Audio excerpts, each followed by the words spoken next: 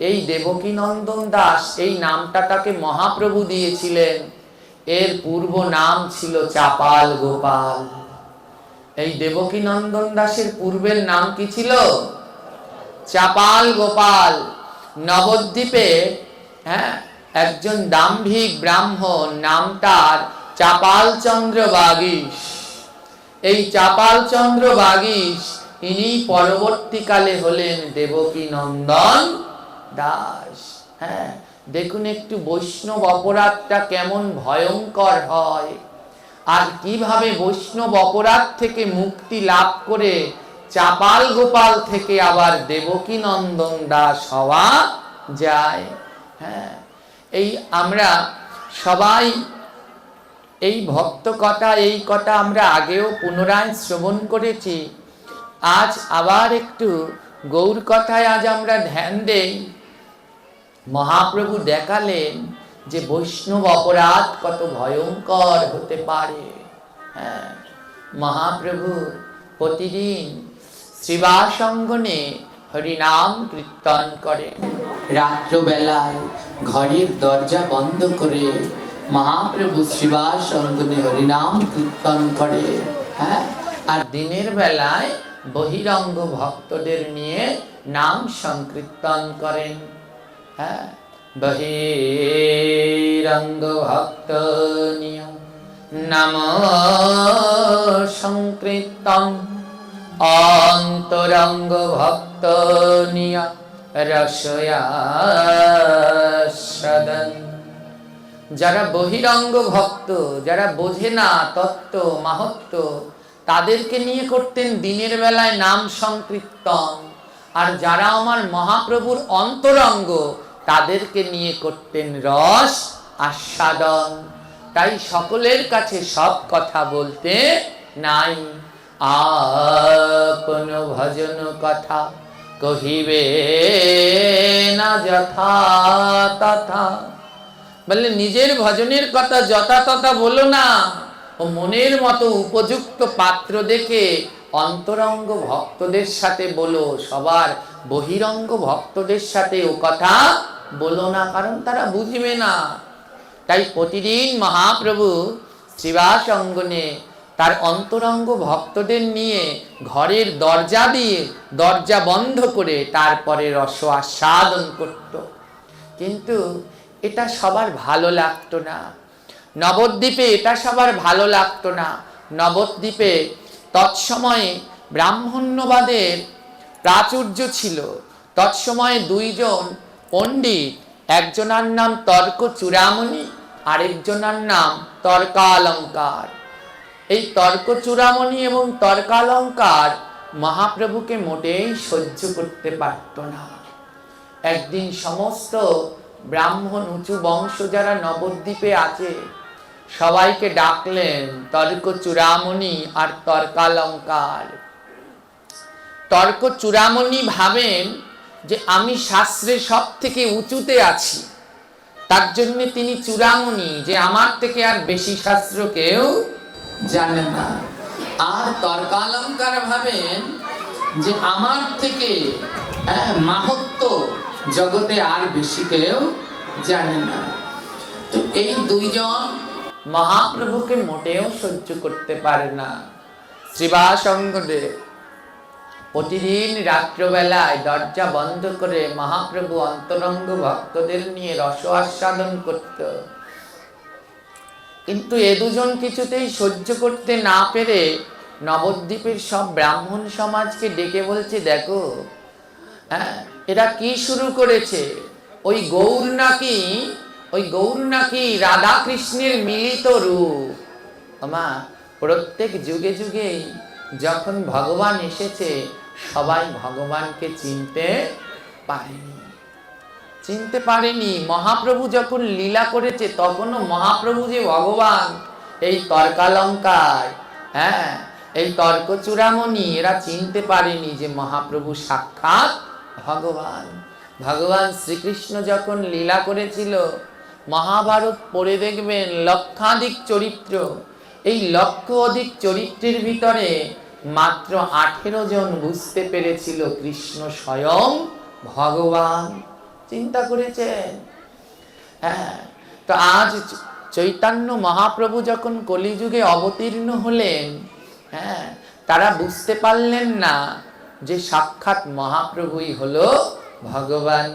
গোবিন্দের গোয়ার রাধিকার রাম, দুয়ে মিলে কলিতে হলেন গোরা। বলে আমার গৌরাঙ্গ মহাপ্রভুকে জানো? গোবিন্দের অর্ধেক গো আর রাধিকার রা, দুয়ে মিলে হলেন গোরা। রাধা কৃষ্ণের মিলিত রূপ হলো গৌরাঙ্গ।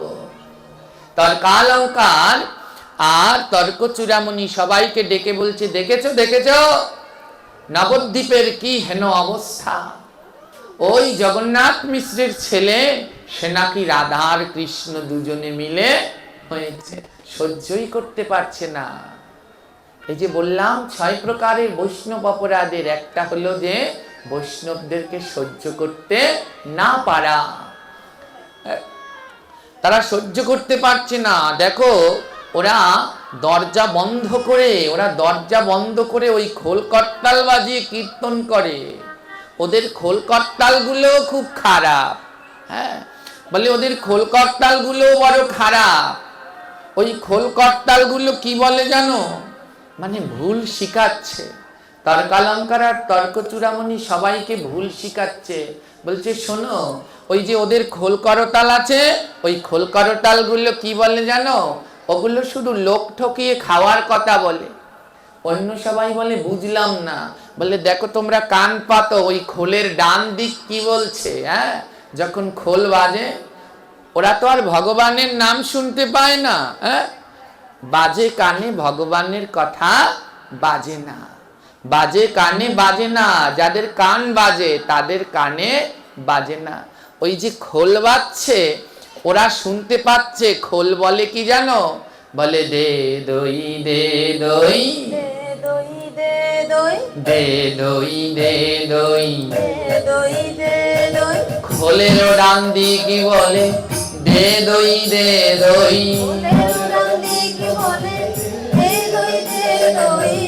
মৃদঙ্গ যা বলছে ওরা তার উল্টোটা শুনছে। ওরা শুনছে ডান দিক বলছে দে দই দে দই। বলে বাদিক কি বলে? বলে চিরে আন চিরে আন, চিরে আন চিরে আন। বলে দেখ দেখ, ওই বৈষ্ণব গুলার খোলের ডান দিক বলে দে দই, বাদিক বলে চিরে আন, আর ওই করতাল বলে মেখে ঝুঁকে খেয়ে যান, মেখে ঝুঁকে খেয়ে যান। দেখেছিস ঘরের মধ্যে দরজা বন্ধ করে দই চিরা এনে মেখে ঝুঁকে খাচ্ছে। এই হলো বৈষ্ণবদের ভজন। ওমা আদৌ কি মৃদঙ্গ তাই বলে? হ্যাঁ, এক কুমার আর এক কুমারিনী। কুমার চেনেন তো? কুমোর বাড়িতে সারাদিন কাজ লেগেই থাকে। যে কালকে এক মাতাজি আমাদের প্রদীপ নিয়ে এসেছে, আজ এসেছো পাঠ শুনতে? হ্যাঁ, প্রদীপ নিয়ে যে এসেছিলে কাল, হ্যাঁ, ওই কুমোর বাড়িতে যারা আছে, এক কুমোর আর কুমোরনি। যিনি কুমোরনি, হ্যাঁ, তিনি হলেন কৃষ্ণ ভক্ত। আর যে কুমোর পুরুষ, সে মোটেই কৃষ্ণ ভক্ত না। এবার কুমোরনি কুমোরকে বলছে, শোনো, সারা জীবন কি শুধু কাজ করবে? চলো একটু বৃন্দাবনে যাই, একটু সেখানে গিয়ে ব্রজের পাখিদের মুখে হরিনাম শুনে আসি। হ্যাঁ, তো কুমোর বলছে না না, আমি বৃন্দাবনে গেলে আমার ব্যবসায় বড় লস হয়ে যাবে। কুমোরনি বলছে আর কত ব্যবসা করবে, চলো একটু সাধুগুরু বৈষ্ণবের সঙ্গ করি। জোর করে কুমোরনি কুমোরকে বৃন্দাবনে নিয়ে গেল। ওমা কালকে বলেছিলাম 4টা জিনিস জোরাজুরি করে হয় না, মনে আছে? তার মধ্যে একটা হলো ধর্ম। ওই কুমোরনি জোর করে নিয়ে গেছে কুমোরকে বৃন্দাবনে। এবার কুমোরনি ওই বৃন্দাবনের সুখ সারি বলছে, হ্যাঁ, রাধে রাধে রাধে রাধে রাধে রাধে রাধা, আহা রাধে রাধে রাধে রাধে রাধে রাধে রাধা। কুমোরনি বলছে দেখো দেখো, বৃন্দাবনের সুখসারী বলছে রাধে রাধে রাধে রাধা। কুমার বলছে কুমারনী তুমি ভুল শুনছো। বলে কেন? বলে আমি কি শুনছি জানো? কুমারনী শুনছে রাধে রাধে রাধে রাধে রাধা, আর কুমার শুনছে বাজারে গিয়ে বিক্রি করো বাসন কোরা খাদা। হা হা, বাজারে গিয়ে বিক্রি করো বাসন কোরা খাদা। বলে যার যেমন ভাব তার তেমন। ওই কুমোরনি গেল রাধারানীর নাম শুনতে, তাই তিনি শুনছে রাধে রাধে রাধা। আর কুমোরকে তো জোর করে নিয়ে গেছে, দোকান বন্ধ যাবে, তাই কুমোর শুনছে বাজারে গিয়ে বিক্রি করো বাসন খোরা খাদা। হ্যাঁ, তদ্রু নবদ্বীপেও হলো এক অবস্থা। একদিকে মৃদঙ্গ যে বলছে, ওরা শুনছে কি দইয়ান দইয়ান চিড়েয়ান চিড়েয়ান মেখে ঝুঁকে খেয়ে যান। কিন্তু আদৌ মৃদঙ্গ কি বলে বাজছে জানো? মৃদঙ্গের বল হলো তাকে ধিগ তাকে ধিগ। মৃদঙ্গ বাজে দেখো তাকে ধিগ তাকে ধিগ। মৃদঙ্গের বাদিকটা বড়, বড় হাত দিয়ে যখন বাজায় তখন একটা শব্দ হয় তা। যখন এই ডানা যখন বাজায় ছোট দিক থেকে যখন টোক্কা দেয় শব্দ হয় কে তা কে ধিক তা কে ধিক। মৃদঙ্গের প্রধান বোল, 7 বলে মৃদঙ্গ বাজে, প্রধান বোল হলো তাকে ধিক। হ্যাঁ, এই মৃদঙ্গ হলেন এক পরম বৈষ্ণব। মেধাসুর থেকে সৃষ্টি হয় মৃদঙ্গের। এই মৃদঙ্গর একটাই বল কি তাকে ধিক। এটা কি জানেন? বলে তাকে ধিক তাকে ধিক। হ্যাঁ, তাকে ধিক তাকে ধিক। যারা তুলসীর মালা পরে না তাকে ধিক তাকে ধিক। যারা তিলক করে না তাকে ধিক তাকে ধিক। যারা একাদশী করে না তাকে ধিক তাকে ধিক। যারা গুরু বৈষ্ণব মানে না তাকে ধিক তাকে ধিক। ওই মৃদঙ্গ বলে দেখো তাকে ধিক তাকে ধিক। এই মৃদঙ্গ ধিক্কার দিচ্ছে তাকে ধিক। যারা মালা পড়েন না, মালা জপ করেন না, একাদশী করেন না, মৃদঙ্গ তাদেরকে ধিক্কার দিয়ে বলছে তাকে ধিক। একদিকে মৃদঙ্গ যা বলছে, আর ওই যারা মহাপ্রভুকে দেখতে পাচ্ছে না তারা শুনছে তার উল্টোটা। তারা শুনছে যে খইয়ান খইয়ান দইয়ান দইয়ান মেখে ঝুঁকে খেয়ে যান। হ্যাঁ, বলছে দেখ দেখ ও বৈষ্ণবরা ঘরের ভিতরে দরজা বন্ধ করে দই চিরা খই মুড়ি খাচ্ছে, আর ওদের মৃদঙ্গ করতালো সেই কথা বলছে। হ্যাঁ, এবার তর্ক চূড়ামণি বলছে এই বৈষ্ণবদের নামে একটা ব্যবস্থা করতে হয়। এরা সারা দিন কোনো কাজ নেই, কর্ম নেই, দরজা কম আটকে এই দই চিরা খায়, আর দিনের বেলায় খোল করতাল নিয়ে ঘোরে, ঘুরে ঘুরে নগর কীর্তন করে, আর ওই দই চিরা পায়, রাত্রবেলায় দরজা আটকে সে সব বসে বসে খায়। এদের একটা ব্যবস্থা করতে হয়। হ্যাঁ, বললে কার কাছে নালিশ নিয়ে যাই? হ্যাঁ, একজন বলছে চলো জগাই মাদাইয়ের কাছে যাই। হ্যাঁ, কারণ এই নবদ্বীপে জগাই মাদাইয়ের থেকে বড় পাষণ্ডী আর কেউ নাই। একমাত্র এই গৌরাঙ্গকে যদি নিমাইকে যদি কেউ সায়স্তা করতে পারে তো জগাই মাদাই চলো। একজন ডেকে বলছে আরে জগাই মাদাইয়ের কাছে কি যাবে?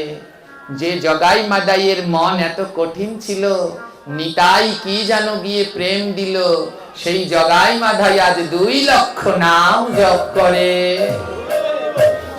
2 লক্ষ নাম জপ করে, সারাদিন কৃষ্ণ কৃষ্ণ বলে কাঁদে। জগাই মাদাইয়ের কাছে গেলে কোনো লাভ নেই। হ্যাঁ, জগাই মাদাইকেও উদ্ধার করে নিয়েছেন মহাপ্রভু। আরেকজন বলছে তাহলে চলো চাঁদ কাজীর কাছে যাই, তিনি নিশ্চয়ই এই বৈষ্ণবদের বিচার করবে। একজনে ডেকে বলছে চাঁদ কাজীর কাছে গিয়ে কি করবে? মহাপ্রভু তার সাঙ্গপাঙ্গ নিয়ে যেদিন চাঁদ কাজীর বাড়িতে গিয়েছিল, সেই দিন থেকে চাঁদ কাজী ধুলায় গড়াগড়ি দিয়ে কৃষ্ণ কৃষ্ণ বলে কাঁদে। হ্যাঁ, মহাপ্রভুর এত করুণা জানেন। চাঁদ কাজী অন্য ধর্মের ছিল, চাঁদ কাজীর মনে বড় বাসনা, সেও কৃষ্ণ নাম করবে। মহাপ্রভু বলে বলো না মামা, সম্পর্কে মামা হতো, গ্রাম্য সম্পর্ক। চাঁদ কাজীকে বলছে বলো না, কৃষ্ণ নাম করো না।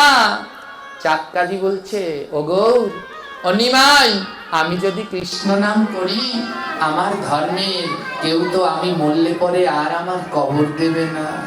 হ্যাঁ, আমাদের ধর্মের নিয়ম কবরে ধূপকাঠি দেয়া, ফুল দেয়া।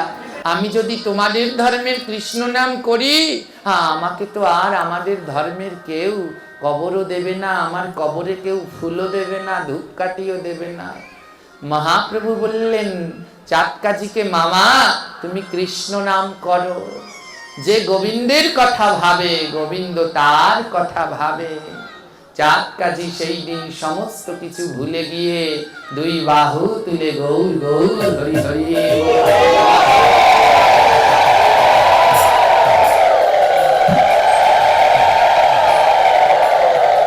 আর সেই চাঁদ কাজী যখন দেহ ত্যাগ করে, তাকে কবর দেওয়ার জন্য কেউ আসেনি, সাক্ষাৎ মহাপ্রভু নিজের হাতে চাঁদ কাজীকে সমাধিস্থ করলেন।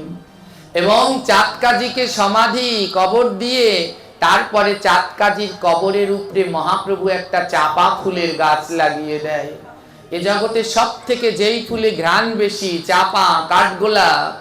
মহাপ্রভু নিজের হাতে একটা সেই চাপা গাছ লাগিয়ে দেয়, আর চাঁদ কাজীকে বললেন ও চাঁদ কাজী, তোমার ভয় নেই, তুমি না বলেছিলে তোমার কবরে কে ফুল দেবে? আমি এই গাছ লাগিয়ে রাখলাম, যতদিন চন্দ্র সূর্য থাকবে এই গাছ থেকে প্রতিদিন তোমার সমাধিতে ফুল পড়বে। তোমার সমাধিতে ধূপকাঠি জ্বালাতে হবে না, ধূপকাঠির ঘ্রাণ, এই চাপা ফুলের ঘ্রাণে এই জায়গা সব সময় মৌ মৌ করবে। আজও নবদ্বীপে গিয়ে দেখবেন সেই চাঁদ কাজীর সমাধি। মহাপ্রভু যে গাছ লাগিয়েছেন 550 বছর ধরে, সেই গাছ আজও জীবিত। হাজার হাজার চাপা ফুল ফুটে ফুটে চাঁদ কাজীর সমাধির উপরে প্রতিদিন পড়ে। অর্থাৎ মহাপ্রভু শিখালেন, যদি কেউ আমার কথা ভাবে, আমি তার কথা ভাবি। চাঁদ কাজী সেদিন সর্বস্ব ত্যাগ করে মহাপ্রভুর চরণে শরণ নিল, তাই আজ 550 বছর হয়ে গেছে, আজও তার কবরের উপরে ফুল পড়ে। এখনো সেই জায়গা রয়েছে, একবার গিয়ে দর্শন করে আসবে। একজন বলছে চলো চাঁদ কাজীর কাছে গিয়ে নালিশ দেই, আরেকজন বলে কাজ হবে না, চাঁদ কাজীও গৌর গৌর বলে কাঁদে। বলে নবদ্বীপে কি এখন আর কোনো কারো কাছে বিচার দেয়ার নাই? কারো কাছে কি বিচার দেয়ার নাই? এই বৈষ্ণবদের বিচার কে করবে? তৎসময় একজন বলল হ্যাঁ, এই নবদ্বীপে আরেকজন আছে। বলে সে কে? বলে সে মাতৃ আরাধনা করে, মা কালীর পুজো করে, তার নাম হলো চাপাল চন্দ্র বাগীশ। নবদ্বীপে শুদ্ধ মাতৃভক্ত ছিলেন চাপাল চন্দ্র বাগীশ। এই চাপাল চন্দ্র বাগীশকে সবাই ডাকতো চাপাল গোপাল বলে। কি বলে ডাকতো? নবদ্বীপের তর্করত্ন চূড়ামণি, হ্যাঁ, সবাই মিলে নবদ্বীপের যে যত পণ্ডিত ছিল, তর্করত্ন চূড়ামণি, তর্কালঙ্কার, সবাই মিলে বলল চলো আমরা চাপাল গোপালের কাছে যাই, আর চাপাল গোপালের কাছে গিয়ে নালিশ দেই, এই গৌরী, এই বৈষ্ণবরা সারাদিন ঘুরে ঘুরে মানুষের বাড়িতে নাম করে, আর ওই গৌর নাকি স্বয়ং রাধা আর কৃষ্ণ, চলো গিয়ে নালিশ দেই। সব মিলে চাপাল গোপালের মন্দিরে গেল। চাপাল গোপাল মায়ের পুজো করছে। চাপাল গোপাল মূলত মা কালীর প্রকৃত ভক্ত ছিলেন, মাতৃ সাধক। সবাই গিয়ে নালিশ দিলেন, আরে চাপাল গোপাল, তুমি একটা বিচার করো, ওই জগন্নাথ মিশ্রের ছেলে নাকি রাধার কৃষ্ণের মিলিত রূপ। এই নবদ্বীপের মানুষের মাথা পাগল হয়ে গেছে, সবাই সারা দিন রাত কৃষ্ণ কৃষ্ণ বলে গড়াগড়ি দেয়, কোনো শাস্ত্র মানে না, মন্ত্র মানে না, কিচ্ছু মানে না, হ্যাঁ, কোনো সুচিতা নাই, শুধু গড়াগড়ি দেয়, বলে ভক্তের চরণ ধুলা, ভক্তের চরণ ধুলা, কোনো শুদ্ধতা নেই এদের। তুমি একটা বিচার করে দাও। চাপাল গোপাল বলছে, বলো তারা কি করেছে? বলে তারা কি করে জানো? সারাদিন লোকেরা বাড়ি বাড়ি ঘুরে চিরামুড়ি সংগ্রহ করে, আর রাত্রবেলায় দরজা আটকে ওগুলো সব বসে বসে খায়, আর কোনো ধরনের তাদের কার্যক্রম নাই। আর বলে কি, ওই জগন্নাথ মিশ্রের ছেলে ও নাকি রাধার কৃষ্ণের মিলিত রূপ। আর একটা আছে নিতাই, ও নাকি পূর্বজন্মে বলরাম ছিল। আরেকজন আছে গদাধর, ও নাকি রাধারানী ছিল। আর অদ্বৈত ও নাকি মহাদেব ছিল। এগুলো কি শোনা যায় বলো? আর যার বাড়িতে এই সব কাণ্ড কারখানা করে, ও শ্রীবাস নাকি পূর্বলীলায় নারদ ছিল। চাপাল গোপাল বলছে, দাঁড়াও, আজ আমি যাচ্ছি, আমি তো মায়ের পুজোটা করছি, আমি মায়ের পুজো করে তারপরে যাচ্ছি, দেখি আজ কোথায় ওদের বৈষ্ণব, কোথায় ওদের কে আছে। আজ আমি যাচ্ছি, আমি একটু মায়ের পুজোটা করে যাই। চাপাল গোপাল জগৎ জননী মায়ের পুজো করছেন প্রাণ ভক্তি ভরে। যেখানে মায়ের নাম সেখানে আনন্দ ধাম, আনন্দ শুধু আনন্দ। যেখানে মায়ের নাম সেখানে আনন্দ ধাম, আনন্দ শুধু আনন্দ। যেখানে মায়ের গান সেখানে জোড়ায় প্রাণ, যেখানে মায়ের গান সেখানে জোড়ায় প্রাণ। আনন্দ শুধু আনন্দ,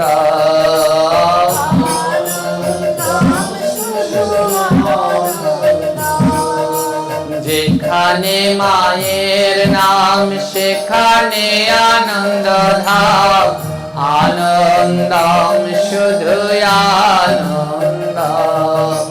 যেখানে মায়ের নাম সেখানে আনন্দ ধাম, আনন্দ শুধু আনন্দ।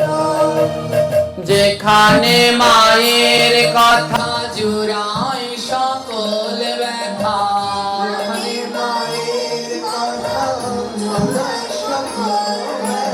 যেখানে মায়ের কথা জুড়ায় সকল ব্যথা,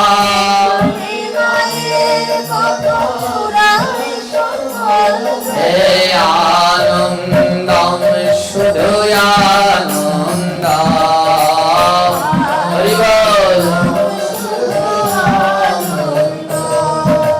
যেখানে মায়ের ভাব সেখানে অমৃত লাভ,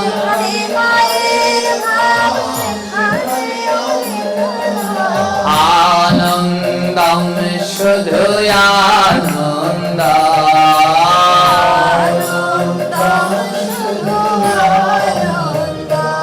আর যেখানে মায়ের বোধ সেখানে নাই ক্রোধ,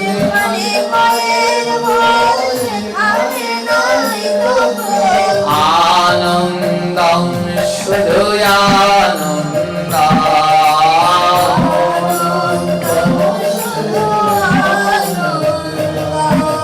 যেখানে মায়ের লোক সেখানে নাই শোক,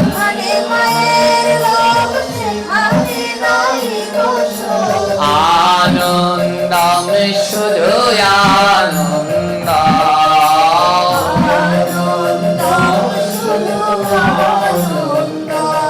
আর যেখানে মায়ের নাম সেখানে গোলক ধাম,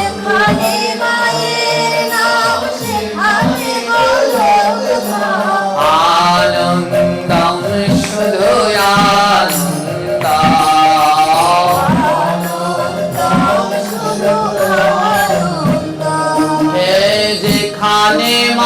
মায়ের স্মৃতি সেখানে অধিক প্রীতি যেখানে মায়ের স্মৃতি সেখানে অধিক প্রীতি আনন্দম শুধু আনন্দ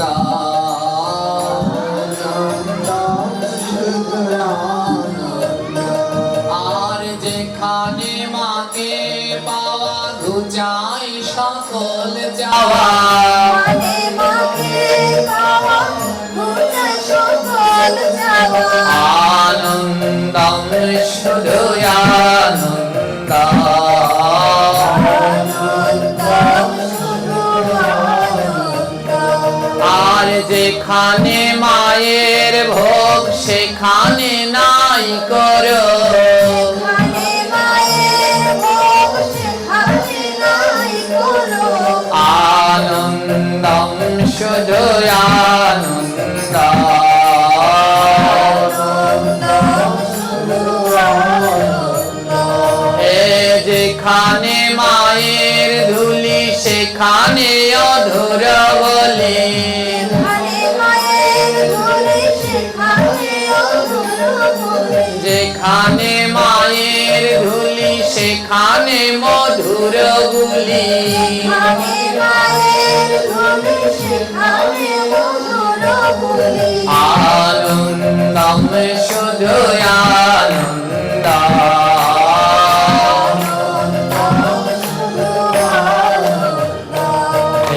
যেখানে মায়ের নাম সেখানে আনন্দ ধাম আনন্দম শুধু আনন্দ আর যেখানে মায়ের নাম সেখানে আনন্দের ধাম আনন্দ শুধু আনন্দ হে জপরে মায়ের নাম ভজরে মায়ের নাম হরে মায়ের নাম হরে মায়ের নাম আনন্দম শুধু আনন্দ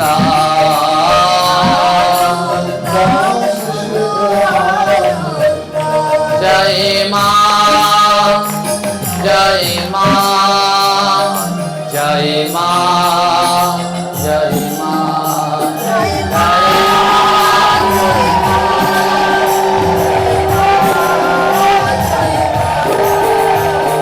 জয় মা জয় মা জয় মা জয় মা জয় মা জয় কালী জয় মা জয় মা জয় মা জয় মা জয় মা জয় তারা জয় মা জয় মা জয় মা জয় মা জয় মা জয় দুর্গা জয় মা জয় মা জয় মা জয় মা জয় মা জয় কালী জয় মা জয় মা জয় মা জয় তারা জয় মা জয় মা জয় মা বলো জয় মা জয় মা জয় মা জয় মা তোমরা মদন ভরিয়া বলো জয় মা জয় মা জয় মা জয় মা জয় মা জয় মা জয় जयन्ति मङ्गलाकल भद्रा कलिकपालि दुर्गा शिवा खमश्धत्रि स्वाहा स्वाधा नमस्ते ভক্তি ভরে চাপাল গোপাল মায়ের পূজা করলেন আর পূজা করে বললেন দাঁড়াও হে নিমাই হে শ্রীবাস তোমরা তোমাদের কি ব্যবস্থা করতে হয় তা আজ আমি তোমাদেরকে দেখাচ্ছি।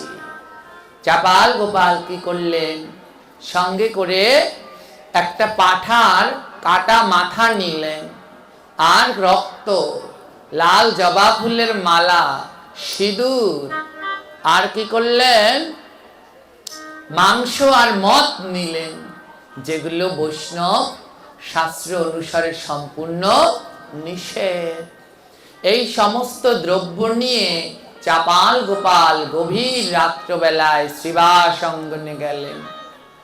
আর দুষ্টু চাপাল গোপাল কি করলেন, সেই শ্রীবাসের দরজার সামনে সিঁদুর দিয়ে লিপে তার ভিতরে রক্ত ঢেলে রাখলেন, আর সেখানে মদ, মাংস আর কাটা ওই ছাগলের মাথা রেখে দিলেন, আর ঘরের দরজার সাথে লাল জবা ফুলের মালা টানিয়ে রাখলেন, যেন সকালবেলায় সবাই দেখতে পায় যে এরা ঘরের দরজা আটকে মদ খায়, মাংস খায়।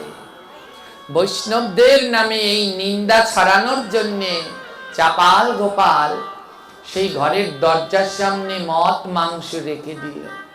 আর তর্কালঙ্কার তর্ক চূড়ামণিকে ডেকে বলছে, তোমরা কি করবে জানো, সকালবেলায় নবদ্বীপের সব লোকদের ডেকে আনবে, ডেকে এনে দেখাবে যে ওরা রাত্রবেলায় দরজা আটকে হরিনামের নাম করে মদ খায়, মাংস খায়। বৈষ্ণবের প্রতি এহেন রোষ দেখে ভগবান কি আর থাকতে পারেন? ভগবান বলছে, আমি সব সইতে পারি, কিন্তু কেউ যদি ভক্তের অন্তরে কষ্ট দেয়, বৈষ্ণব অপরাধ করে, আমি তা কিছুতেই সহ্য করতে পারি না।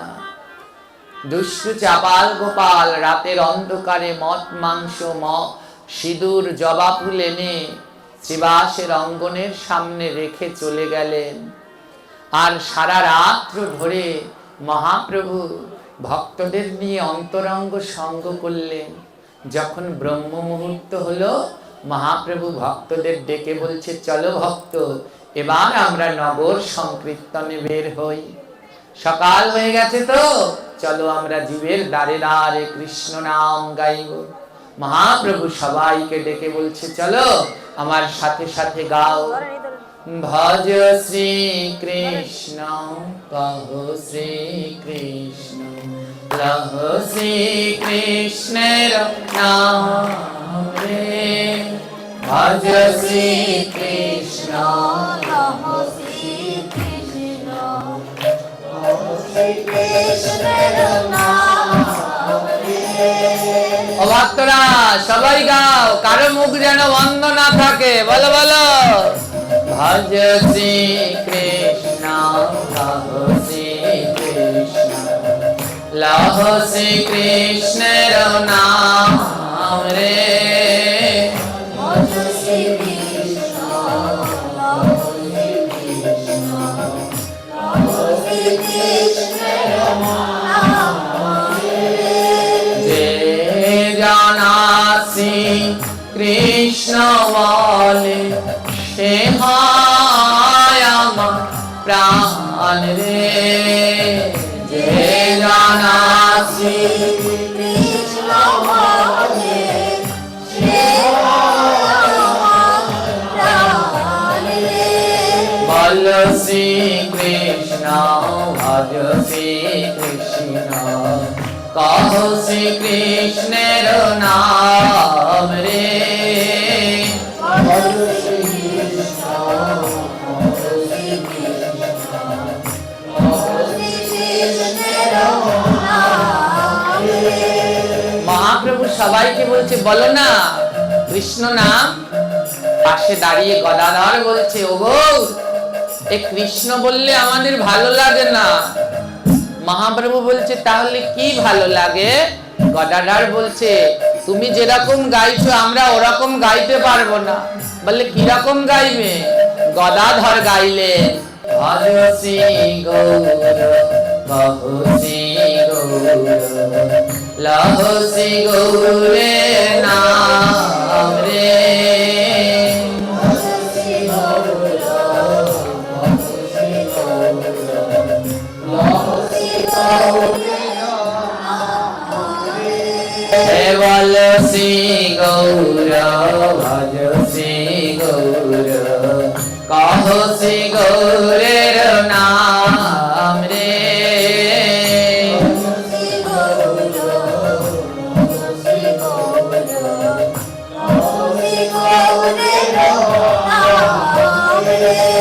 যে জনা গৌরাঙ্গ ভজে সে হয় আমার প্রাণ রে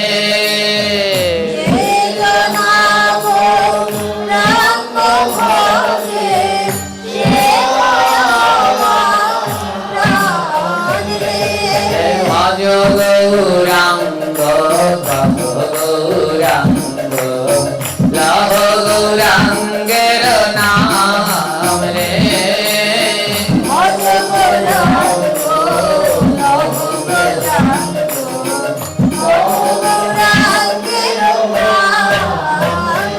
মহাপ্রভু বলছে ভজ কৃষ্ণ, আর গদাধর বলছে কৃষ্ণ লাগবে না, তুমি আমাদের গৌরী, আমাদের সাক্ষাৎ কৃষ্ণ।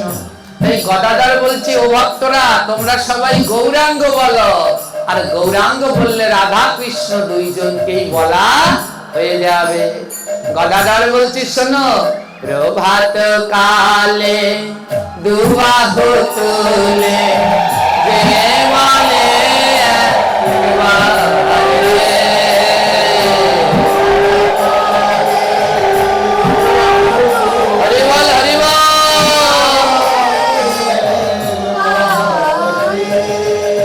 প্রভাত কালে দুবাহু তুলে যে বলে একবার রে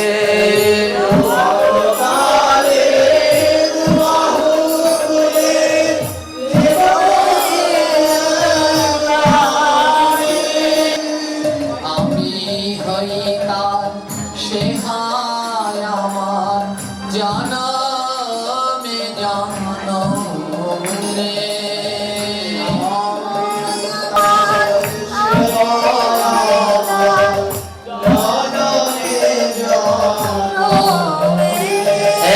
বল গৌরাঙ্গ ভজ গৌরাঙ্গ কহ গৌরাঙ্গের নাম রে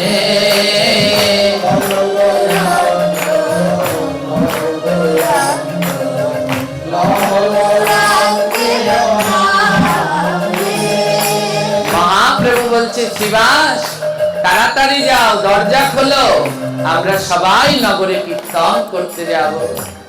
মনের আনন্দে শিবাস প্রভু গিয়ে যখন ঘরের দরজা খুলল, আর শিবাস প্রভু দেখতে পেলেন ঘরের দরজার সাথে পাঁঠার মাথা টানিয়ে রাখা হয়েছে, আর রক্ত জবার মালা, সারা জায়গায় রক্ত বিছিয়ে দিয়েছে, আর মদ আর মাংস ছড়িয়ে রেখেছে। এই দৃশ্য দর্শন করে শিবাস প্রভু আমার কান্না করতে লাগলেন। আহা, তোমরা এত নিষ্ঠুর, বৈষ্ণবদের নামে নিন্দা করবার জন্য একটা নিরীহ জীবকে হত্যা করে তার রক্ত মাংস এনে রেখে গেলে।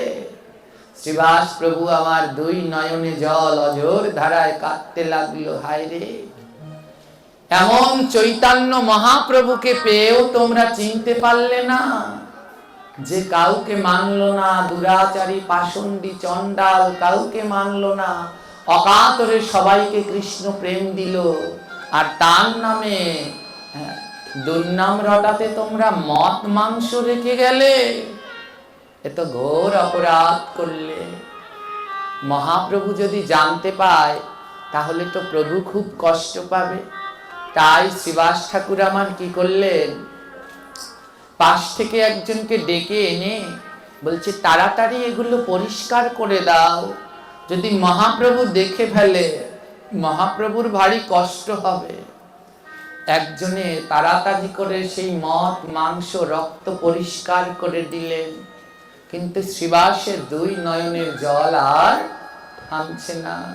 বলে আমার নামে দুর্নাম করবার জন্য, আমার নামে নিন্দা রটানোর জন্য হেন কাজ করতে পারলে। শ্রীবাস মনে বড় ব্যথা পেল, আর এই যে ভক্তের মনে, বৈষ্ণবের মনে ব্যথা দিলে হয়ে যায় বৈষ্ণব অপরাধ। চাপাল গোপাল করলেন মহাবৈষ্ণব অপরাধ। শ্রীবাস ঠাকুর আমার লুকিয়ে লুকিয়ে কাঁদছে। মহাপ্রভু জিজ্ঞেস করলেন, শ্রীবাস তুমি কাঁদছো কেন? শ্রীবাস বলে, আসল কথাটা যদি মহাপ্রভুকে বলি তাহলে প্রভু আমার কষ্ট পাবে। শ্রীবাস লুকিয়ে কথাটাকে লুকিয়ে বললেন, ও প্রভু তুমি তো চলে যাবে এখন, সারা রাত আমার ঘরে ছিলে, এখন তো তুমি চলে যাবে, তাই তোমার এই যাওয়াটা আমি সহ্য করতে পারছি না, তাই আমার দুনয়নে জল ঝরছে। মহাপ্রভু বলছে, ধন্য শ্রীবাস, ধন্য তোমার ভক্তি।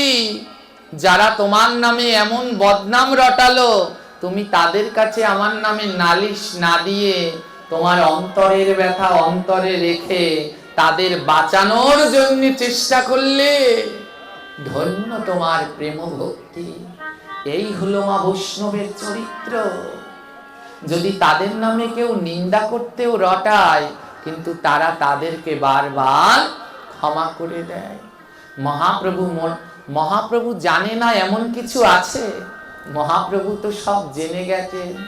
মহাপ্রভু বললেন, শ্রীবাস তুমি ওকে ক্ষমা করলেও আমি করব না।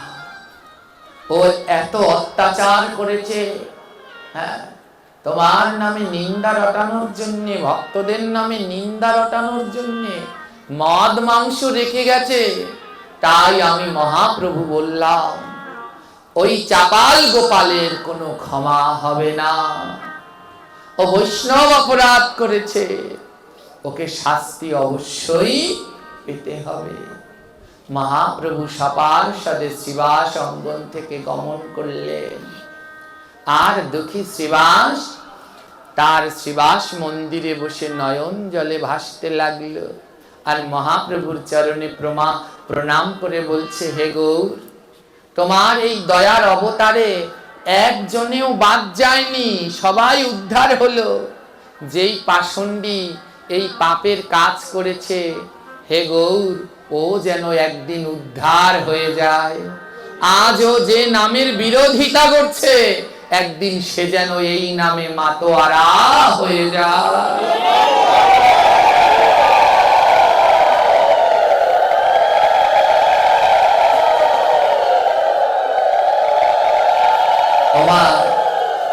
এই হলো ভক্ত চরিত্র। যার নামে নিন্দা করছে সে ভগবানের কাছে প্রার্থনা করছে ও যেন নামে মাতোয়ারা হয়ে যায়, তোমার এ নামে যেন একজনও বাদ না পড়ে। ওদিকে চাপাল গোপাল তার মায়ের মন্দিরে বসে মা কালীর পুজো করছে। হ্যাঁ, বৈষ্ণব অপরাধের পূর্ণ লক্ষণ। এক এক 3 দিন পার হয়ে গেল, চাপাল গোপালের গায়ে কুষ্ঠ রোগ দেখা দিল। বৈষ্ণব অপরাধ এমন ভয়ঙ্কর, চাপাল গোপালের গায়ে দেখা দিল কুষ্ঠ রোগ। এক এক করে রোগ বাড়িতে লাগিল, সর্বাঙ্গে কুষ্ঠ রোগ ছেয়ে গেল। বলে বৈষ্ণব অপরাধ এমন অপরাধ, নিমিষের ভিতরে চাপাল গোপালের সর্ব অঙ্গে কুষ্ঠ রোগে ছেয়ে গেল। চাপাল গোপালের স্ত্রী নাম হলো তার নিস্তারিণী। নিস্তারিণী দেবী এসে দেখে চাপাল গোপালের সারা গায়ে কুষ্ঠ রোগ হয়েছে। তৎকালীন সময়ে কুষ্ঠ রোগ হলো বড় ভয়ঙ্কর, একজনার হলে ছোঁয়া লেগে আরেকজনার হয়ে যেত। যেই স্ত্রী সন্তানের জন্য চাপাল গোপাল সারা জীবন খাটলেন, সেই স্ত্রী সন্তান, হ্যাঁ, চাপাল গোপালের সেই স্ত্রী নিস্তারিণী কি করলেন জানেন তো? চাপাল গোপালকে বললেন, শোনো স্বামী, তোমার গায়ে তো এই কুষ্ঠরোগ দেখা দিয়েছে, তুমি যদি এক ঘরে আমাদের সাথে থাকো তাহলে আমাদের ভিতরেও এই রোগটা দেখা দিতে পারে, তাই গ্রামবাসীরা সবাই বলছে তুমি আর এ ঘরে থাকো না। চাপাল গোপাল বলছে আমি যদি এখানে না থাকি তাহলে কোথায় থাকবো?